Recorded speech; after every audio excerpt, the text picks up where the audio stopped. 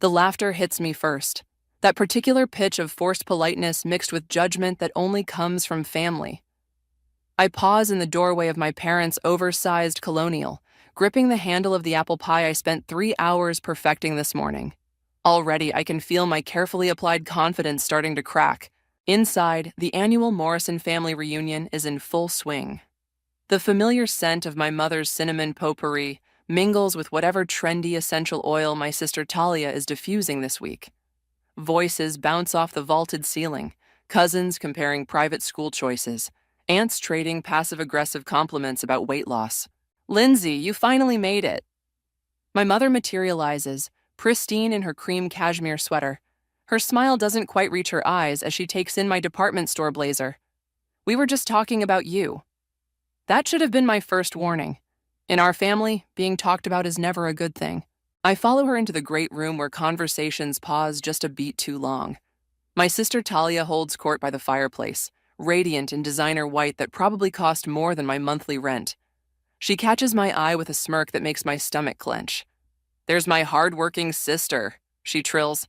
"Tell everyone your big news." Heat creeps up my neck. "Oh, it's not official yet, but I'm up for senior account manager at—" "No, tell them what you told me last week.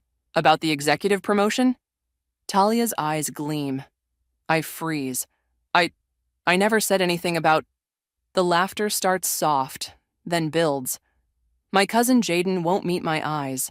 Even my father, usually lost in his crossword puzzle, is watching with uncomfortable fascination. "Oh, honey," my mother sighs. "Talia was just having a little fun. You didn't actually think they'd make you an executive, did you? In accounting?" The room spins slightly. "What?" "It was just a joke," Talia says, still wearing that perfect smile. "I told everyone how you've been dropping hints about this huge promotion. I mean, it was pretty obvious you were making it up for attention. We all know that's not really your level." Each word lands like a slap. The pie plate slips in my sweating hands as decades of family dynamics crystallize in one horrible moment. Every achievement I've shared, every milestone I've celebrated, they've all been jokes. I'm the punchline they've been laughing at all along. "Lindsay, dear, don't be dramatic." My mother's voice has that edge that always preceded childhood lectures about disappointment.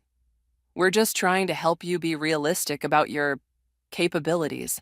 I look around the room at these people who are supposed to love me. Aunt Marie hiding her smirk behind her wine glass. Cousin Derek actually recording this on his phone. My father suddenly very interested in his newspaper again. And Talia, beautiful golden child Talia, basking in my humiliation like it's her personal spotlight. Only Jaden looks sick about it. He starts to stand, probably to defend me, but I can't bear his pity right now. "I have to go," I manage, backing away. "I forgot. I have a meeting." "On Sunday?" Talia's laugh tinkles like breaking glass. See what I mean? She can't even lie convincingly. I flee, their amusement following me down the hallway. In the foyer, I fumble with my coat, desperate to escape before the tears start falling. A text lights up my phone, from Brennan at work. "Found something weird in the quarterly audit. Need to talk ASAP. It's about your sister." The message blurs as I stare at it, my hands shaking. All these years of trying to prove myself, of swallowing their subtle cruelty, of believing if I just worked harder they'd finally see me as worthy. But they never will. Because that's not what this is about, is it? I think of Talia's designer outfit, her perfect marriage, her meteoric rise at her investment firm, the golden daughter who can do no wrong. Except, what was that about the audit? My phone buzzes again. "Seriously, Elle, this is big.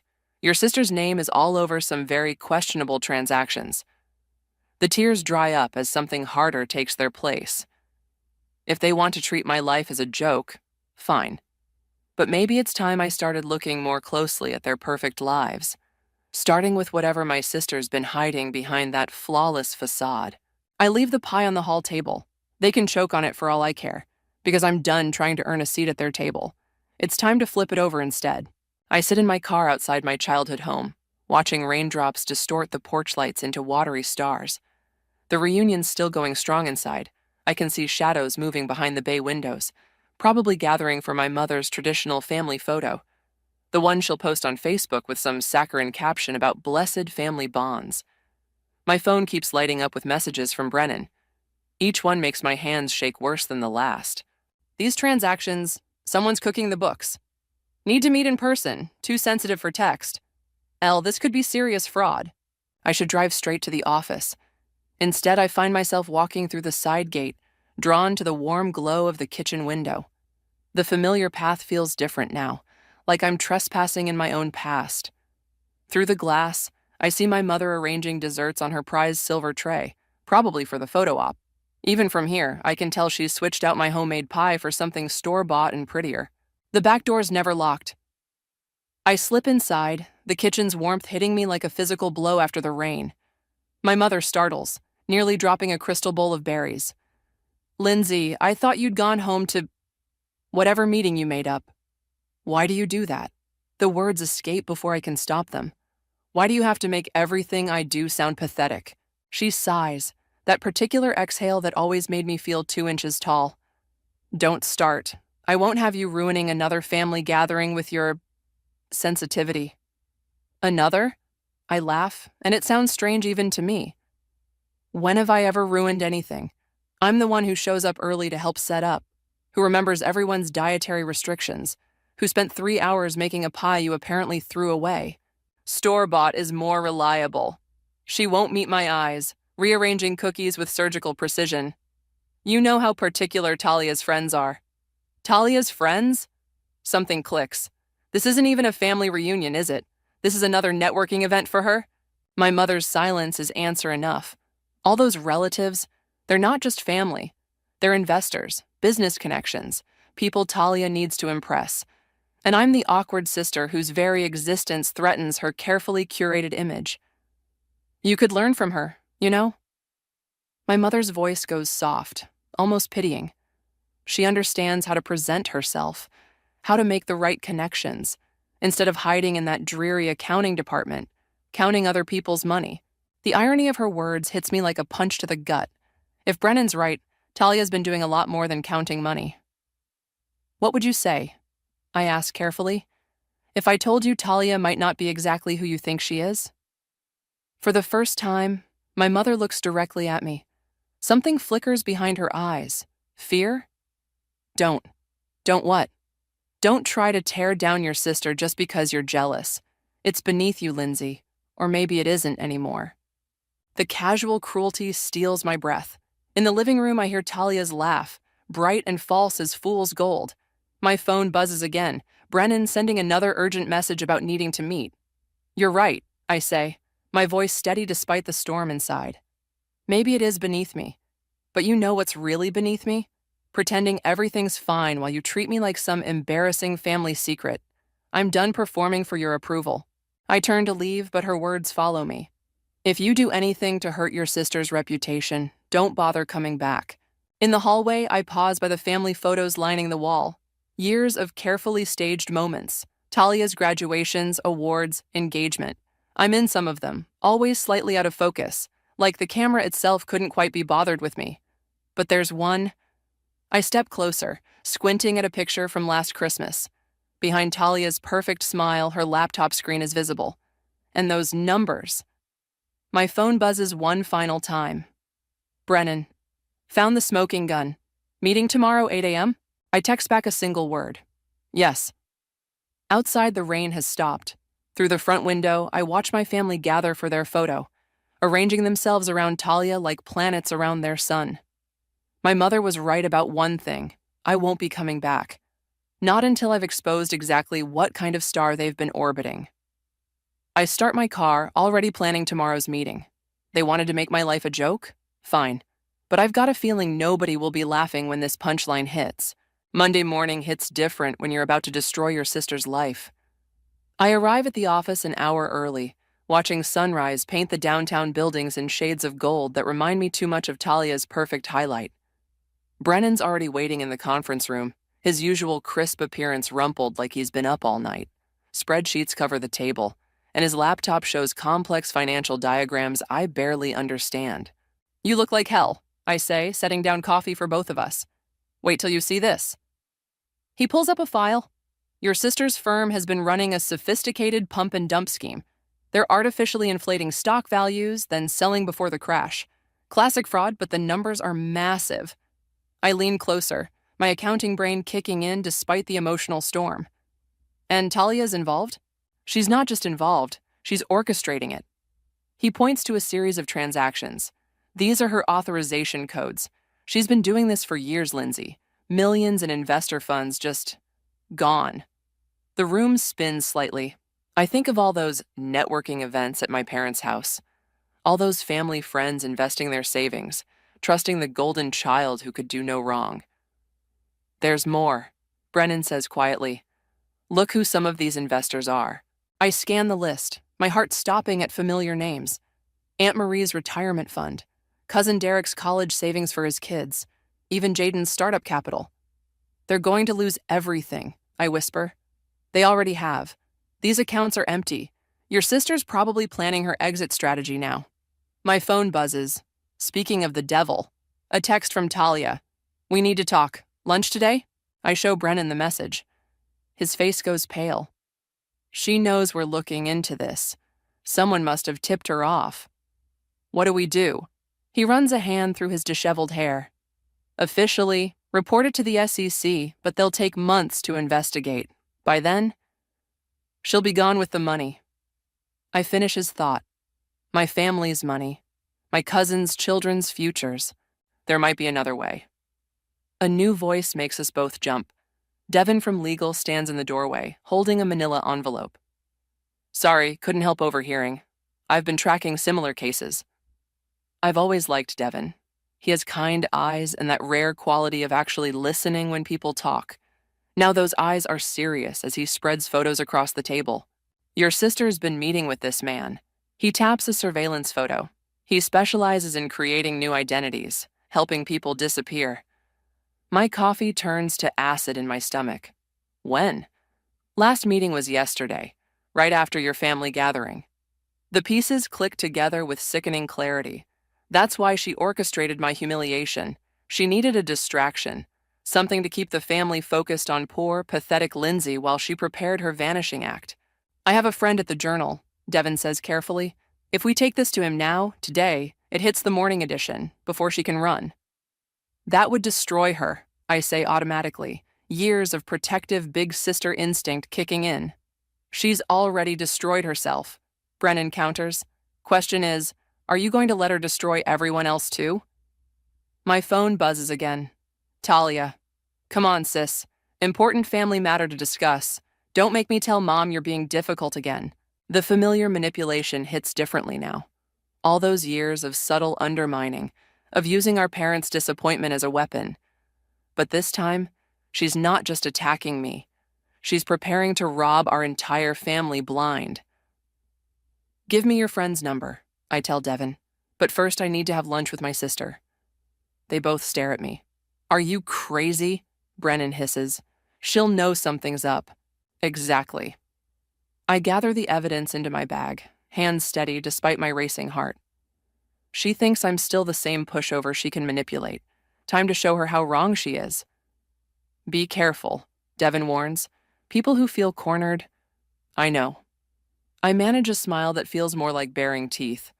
But she forgot something important. She taught me everything I know about wearing masks. I text back, lunch sounds perfect, sis. Can't wait to catch up. The response is immediate. Wonderful. LeBlanc at 1, my treat.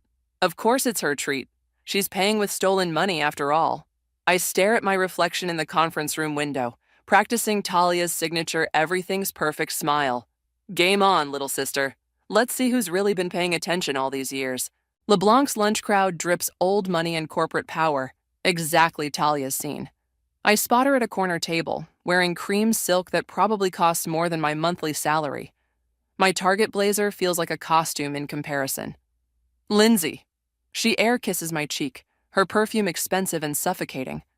I ordered us champagne. We're celebrating. I slide into my seat, noting the exits, the security cameras, the witnesses. What are we celebrating? My promotion, of course. Her smile is radiant. I'm being made partner, the youngest in the firm's history. Partner, while her clients' accounts bleed dry.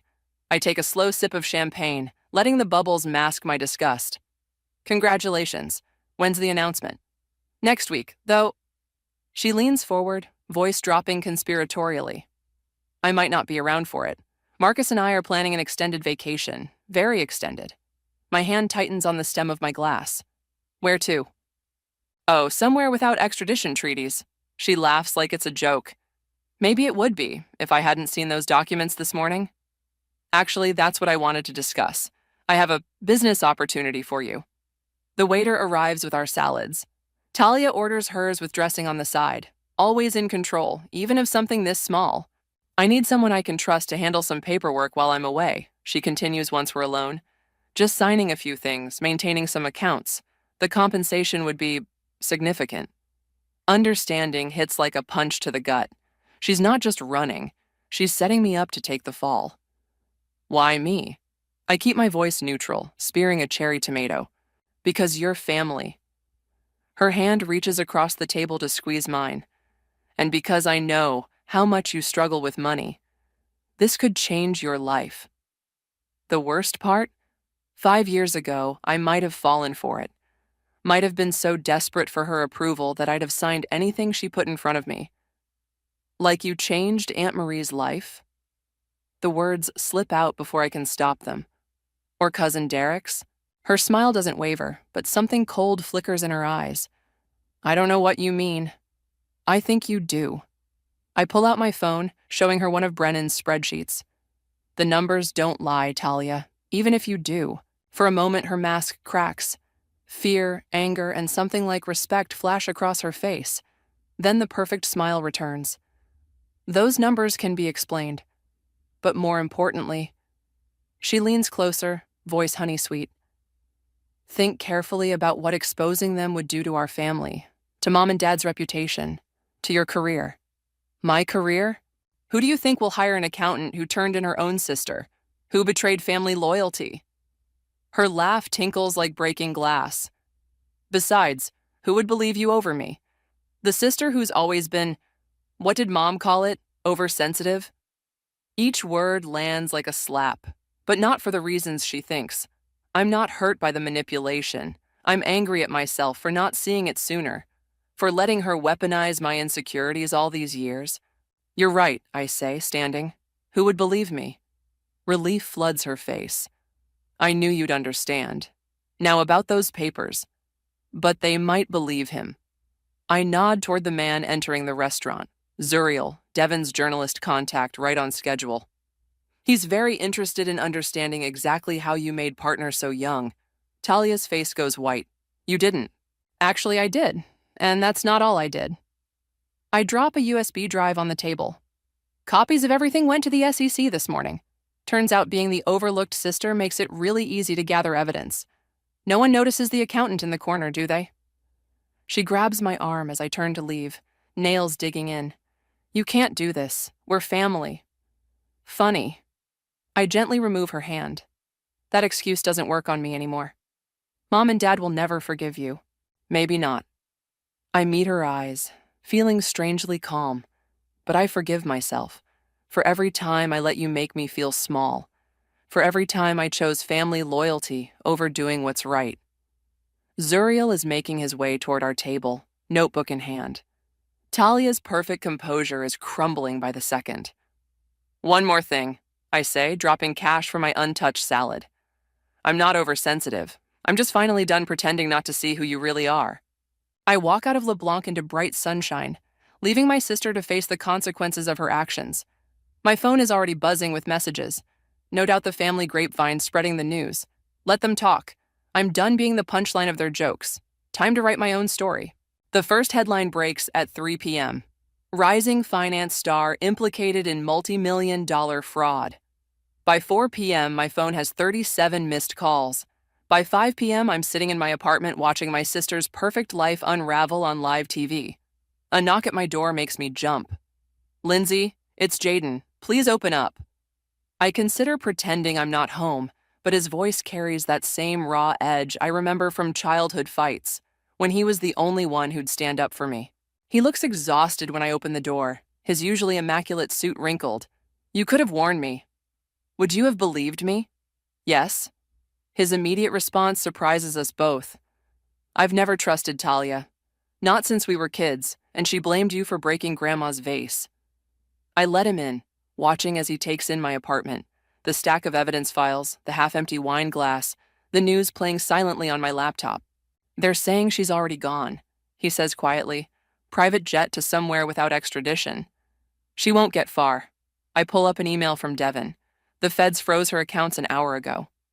That's not what I came to talk about. Jaden sits heavily on my couch. Your parents are destroying themselves. Your mom. I've never seen her like this. The guilt I've been suppressing all day rises like bile. How bad? She collapsed when the reporter showed up. Your dad's with her at the hospital. Stress-induced panic attack. He meets my eyes. They're asking for you. To yell at me, disown me, tell me I've ruined the family name? To understand why their daughter didn't come to them first. The laugh that escapes me sounds bitter even to my own ears. When have they ever listened to me? Really listened, not just waited for their chance to tell me how I'm doing everything wrong? Maybe they're ready to listen now. My phone buzzes. Another news alert. They've found evidence linking Talia to 3 more fraudulent schemes. The amount stolen has doubled. My stomach churns as I read familiar names among the victims. Oh God. I sink onto the couch beside Jaden. Your startup money, I'm so sorry. Don't. He touches my hand gently. You didn't steal it. You tried to save it. But I waited too long. I knew something was wrong for weeks, but I kept doubting myself, thinking maybe I was just jealous like they always said. You exposed the truth. That's what matters. My laptop pings with an incoming email from Talia's personal account, sent from an unknown location. My hands shake as I open it. Congratulations, sis. You finally grew a spine. But ask yourself, was it worth it? Mom's in the hospital, Dad's reputation is ruined, and our whole family is being torn apart. All because you couldn't handle being the disappointing daughter. Hope you're proud of yourself. Love, T. Jaden reads over my shoulder, his jaw tightening. Don't let her manipulate you. Not again. But what if she's right? What if I did this out of jealousy or revenge? Does it matter? He turns my chair to face him. The money she stole was real. The lives she ruined were real. Your motives don't change that. Another ping, this time from an unknown number. A video attachment. I click play before I can stop myself. It's security footage from LeBlanc. I watch myself confront Talia, but from this angle I can see something I missed in the moment. As I walk away, her mask completely shatters. For just a second, raw fear and something like regret cross her face. Then she pulls out her phone and makes a call, hands trembling. That was right before she tried to run. Jaden says softly, You did that. You made her face reality, maybe for the first time in her life. My doorbell rings before I can respond. Through the peephole, I see my father standing there, looking older than I've ever seen him. Lindsay, his voice cracks. Please, your mother's asking for you. Jaden squeezes my shoulder. Whatever you decide, I'm with you. I look at the paused video, at my sister's moment of truth, then at the door, behind which waits my chance to either heal or permanently break my family. Okay, I whisper, reaching for the handle. Let's see if they're really ready to listen. Because that's the thing about truth. Once it starts spilling out, you can't choose which parts people hear. You can only hope they're strong enough to handle all of it. The hospital corridor stretches endlessly, my heels clicking against sterile tiles. My father walks slightly ahead, shoulders hunched like he's carrying physical weight. We haven't spoken since leaving my apartment. What is there to say after decades of silence? Room 415. My mother looks small in the hospital bed, her perfect makeup finally stripped away. The machine's steady beeping feels like an accusation. Lindsay, her voice is hoarse. Come to see what you've done? I almost turn around, but Jaden's hand on my back keeps me moving forward. I came because you asked for me. Asked for you? She laughs weakly. I asked for my daughter, not whatever you've become. I'm still your daughter. That's why I had to stop her. Stop her, my father finally speaks. You destroyed her. The police were at our house, Lindsay. Reporters. Our friends won't even take our calls. Because of what Talia did, not me. You could have handled it privately. My mother's fingers twist her blanket. Within the family. Instead, you chose to humiliate us all. Privately? The word tastes bitter. Like how you privately mocked my career, or privately set me up as the family joke. We were trying to protect you. My father's outburst startles us all. You were always so sensitive, so eager to please. Talia was stronger. Stronger? I pull out my phone, bringing up the evidence files. Look at these numbers. Really look. That's Aunt Marie's retirement fund. Empty. Derek's kids' college savings. Gone. Is that strength? They stare at the screen, reality finally cracking their denial. She said she was investing it. My mother's voice shrinks. She promised returns. She lied. She's been lying for years. And you let her, because it was easier than admitting your perfect daughter was a fraud. The machines beep in the silence that follows. Outside, a nurse pushes a cart past, wheels squeaking. Did you know, I say quietly, that she tried to set me up to take the fall? She invited me to lunch today to trick me into signing documents that would have made me legally responsible. My mother closes her eyes. My father sits heavily in the visitor's chair. We didn't, he starts. No, I finish. Or didn't want to know. My phone buzzes. Devin calling. I step into the hallway to answer. They found her. His voice is urgent. Talia, she's holed up at some luxury resort upstate. FBI's moving in tonight. My heart stutters. She'll run again. Not if someone she trusts convinces her to surrender first. Understanding hits. No, I can't. Lindsay, listen. If she runs now, that money's gone forever. But if she turns herself in, makes a deal. She won't listen to me. I'm the enemy now. You're her sister. His voice softens. And you're the only one she knows. She can't manipulate anymore. I look back through the doorway. My parents huddle together, looking lost and old and human, all their illusions shattered in a single day. Text me the address, I hear myself say.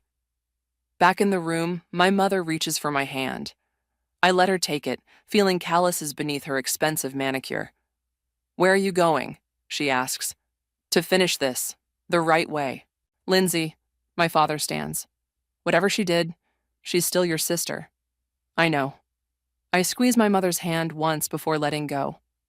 That's why I have to try one last time to save her. From herself, if nothing else. Jaden appears in the doorway. I'm driving. No. I straighten my blazer, check my phone's battery. I need to do this alone. Then I'll wait here.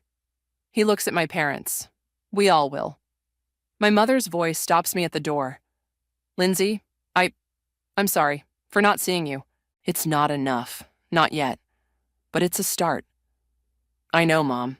I manage a small smile. Maybe when this is over, we can all try seeing each other a little more clearly. The hospital corridor doesn't seem quite so long on the way out. My phone guides me upstate, where my sister waits with her stolen millions and broken dreams. One last confrontation. One last chance to choose between family loyalty and doing what's right. This time, maybe I can do both. The Lake Grove Resort looms against the darkening sky, all glass and modern angles. My rental car's GPS shows I beat the FBI by 30 minutes. Enough time for one last conversation between sisters. The front desk clerk barely glances at me. I've worn my best Talia impression like armor. All confident smile and entitled attitude. Room 842, your sister's expecting you. Of course she is. She's always been 3 steps ahead. The elevator rises smoothly, carrying me toward what feels like destiny. In my pocket, my phone vibrates with updates from Devin about FBI positions, contingency plans, worst-case scenarios. I silence it. This moment belongs to us alone. Talia opens the door before I knock. She's traded her designer clothes for yoga wear, but her makeup is still perfect. Always camera ready, even now. I wondered when you'd show up. She steps aside, letting me enter the luxurious suite. Drink? The minibar's excellent, though I suppose you're more concerned about who's paying for it. You know why I'm here. To gloat? She pours herself something amber and expensive. To see the mighty fallen? Or did they send you to talk me into surrendering? They don't know I'm here. That gets her attention. She studies me over her glass, really looks at me maybe for the first time in years. Then why are you? Because under all this, I gesture at the wealth surrounding us. You're still my little sister, the one who used to crawl into my bed during thunderstorms. Don't. Her voice cracks slightly. Don't pretend this is about protecting me. You destroyed everything I built. You destroyed it yourself. I just exposed the truth. The truth? She laughs bitterly. The truth is, I was never going to be enough for them either. Not really. Every achievement had to be bigger, more impressive. Every success needed to shine brighter than the last. So you started faking the shine. I made it real. Her glass slams down. The money was real. The influence was real. Everyone won. Investors got their returns. The firm grew, our family's status, until it all fell apart. I step closer. How long did you think you could keep juggling? Keep moving money around to hide the holes? Long enough to disappear.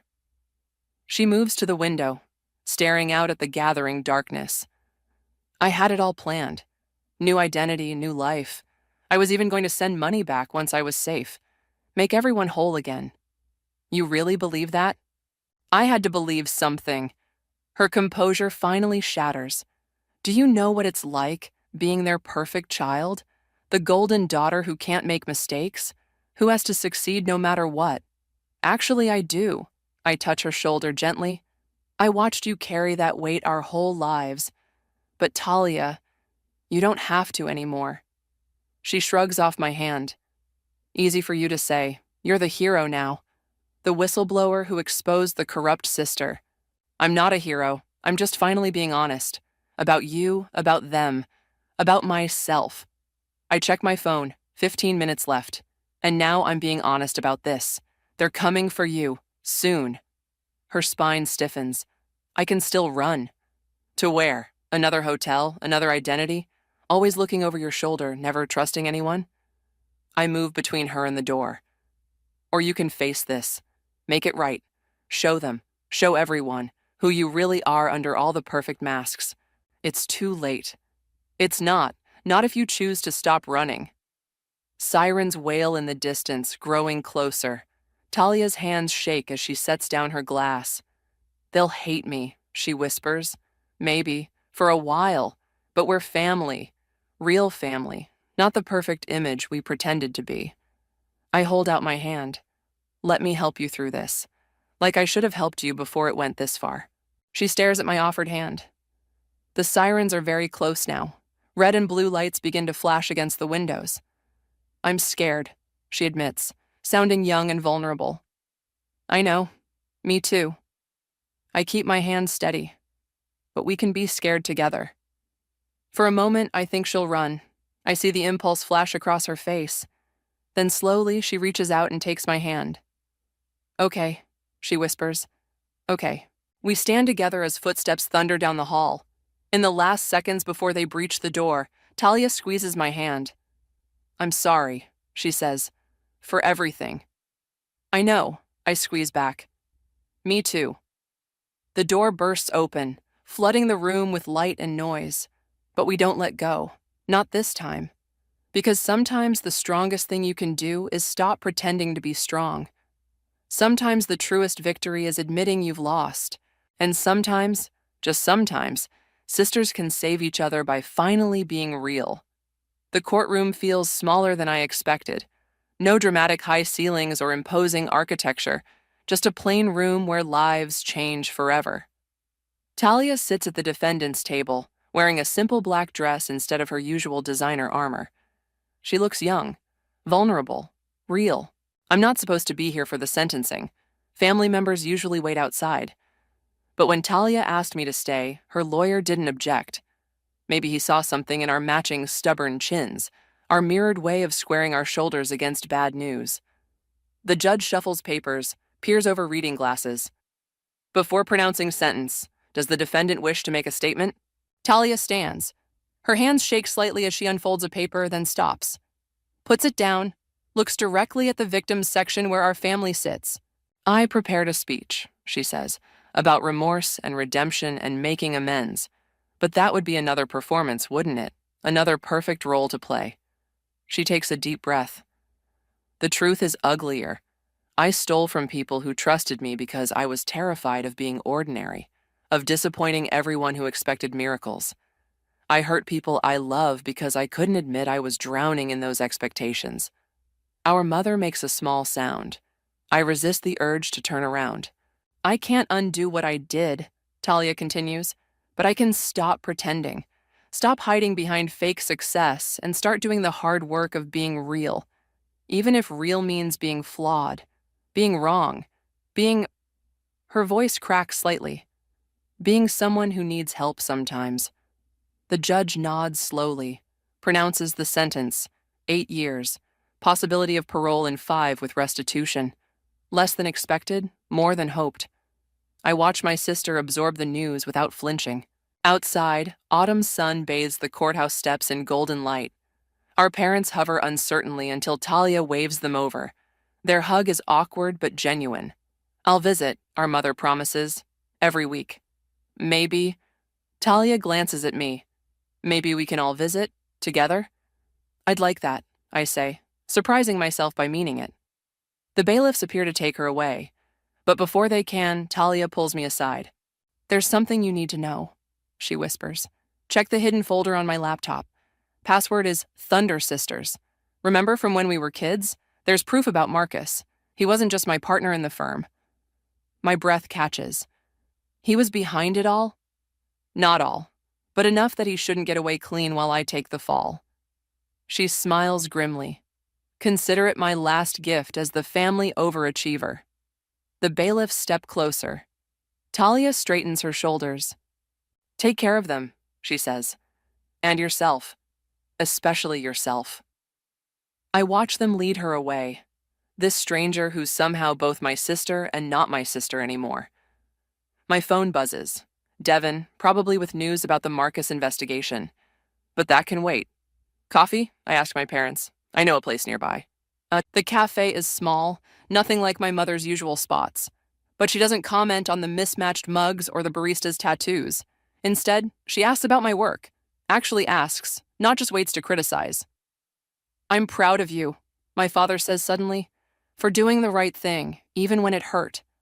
Even when it hurt us, my mother adds quietly. I haven't been fair to you, either of you. No, I agree. But maybe we can all learn to do better. My phone buzzes again. This time it's Jaden. Heard about the sentence, you okay? I look at my parents, really look at them. See the gray in my father's hair, the worry lines around my mother's eyes. See them seeing me. Maybe for the first time. Yes, I text back. I think I am. Because here's the truth about family. Sometimes love means letting the perfect facade crack. Sometimes strength means admitting weakness. And sometimes the biggest joke is thinking we had to pretend to be flawless in the first place. I take another sip of coffee, letting the bitter warmth ground me in this moment. Tomorrow I'll check Talia's laptop, start unraveling Marcus's web, face whatever new challenges come. But right now, in this imperfect cafe with my imperfect family, I'm exactly where I need to be. No masks, no pretense. Just us. Finally learning to see each other clearly. And maybe that's the best promotion of all.